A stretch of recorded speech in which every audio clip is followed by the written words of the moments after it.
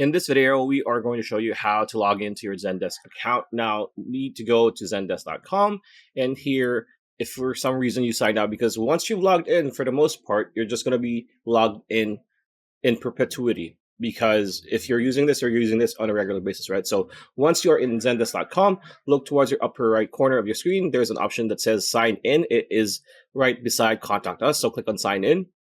It's going to bring you to the sign in or login page. So what you want to do is click on sign in. If you hover your mouse, which is pretty cool, when you hover your mouse, you're going to have, if you have more than one account, it's going to show you here. So if you have an account, of course you do, click on whatever account you want to sign in.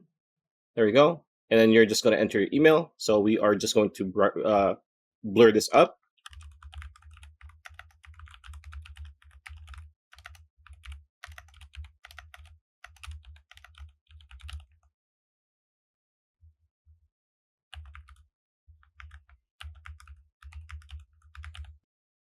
And as you can see, we are now signed in to our dashboard on Zendesk. So pretty much it. That's a video. Hope you liked it. Like, comment, share, subscribe, ring that bell icon. We'll see you on the next video.